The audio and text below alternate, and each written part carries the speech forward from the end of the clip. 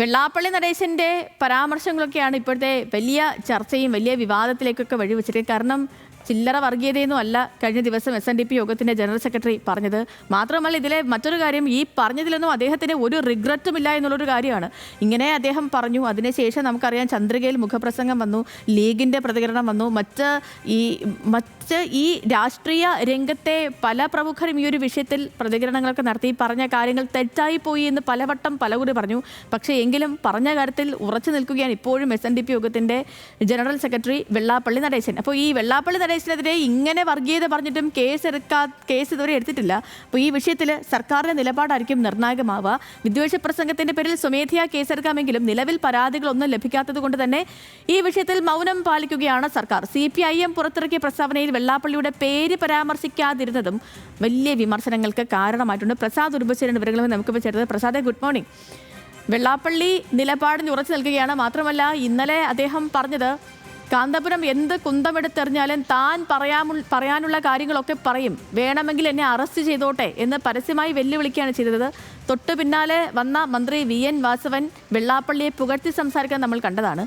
ഇപ്പോൾ ഈ ഒരു വിഷയത്തിൽ എന്താണ് സർക്കാരിൻ്റെ നിലപാട്? വെള്ളാപ്പള്ളി നടേശനെ ഇനിയും ഈ വർഗീയത അദ്ദേഹം പറഞ്ഞോട്ടെ, അദ്ദേഹം എന്ത് വേണമെങ്കിലും വായിൽ തോന്നുന്നത് വിളിച്ചു പറഞ്ഞോട്ടെ, ആ ഒരു നിലപാടാണോ സർക്കാരിൻ്റെ? അതോ ഏതെങ്കിലും തരത്തിലൊരു നടപടിയിലേക്കൊക്കെ സർക്കാർ സ്വയം നീങ്ങുമോ? എന്താണ് ഈ കേസിൻ്റെ ഇതുവരെ, ഈ ഒരു സംഭവത്തിൻ്റെ ഇതുവരെയുള്ള ഒരു അപ്ഡേറ്റ്?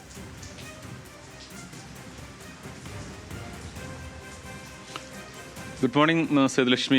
എല്ലാവരും നോക്കുന്നതും അതുതന്നെയാണ്. കാരണം സർക്കാർ ഇക്കാര്യത്തിൽ എന്ത് നിലപാടാണ് സ്വീകരിക്കുക എന്നുള്ളതാണ്. നിലവിൽ ഒരു കേസും ഇതുമായി ബന്ധപ്പെട്ടുകൊണ്ട് സർക്കാർ എടുത്തിട്ടില്ല, പോലീസ് എടുത്തിട്ടില്ല. പക്ഷേ ആരെങ്കിലും പരാതി നൽകിക്കഴിഞ്ഞാൽ ഒരുപക്ഷെ വരും ദിവസങ്ങളിൽ ആരെങ്കിലും പരാതി നൽകാൻ മുന്നോട്ട് വരുമായിരിക്കും.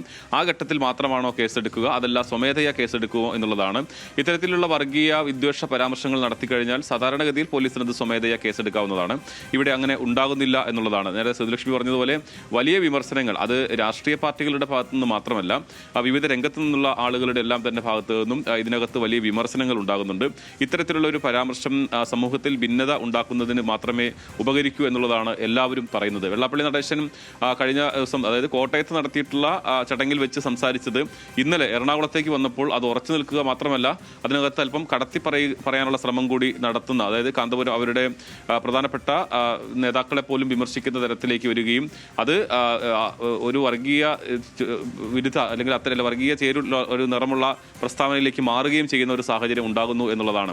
എന്തായാലും ഇതിനകത്ത് കർശനമായ നടപടി ഉണ്ടാകേണ്ടതുണ്ട് എന്നുള്ളതാണ്. അത് വെള്ളാപ്പള്ളി നടേശന് കൊടുക്കേണ്ട ഒരു താക്കീത് മാത്രമല്ല, ഇത്തരത്തിലുള്ള പരാമർശങ്ങൾ ഇനിയും ആരെങ്കിലും നടത്തുമ്പോൾ PC ജോർജൊക്കെ മുമ്പ് നടത്തിയത് നമ്മൾ കണ്ടിട്ടുള്ളതാണ്.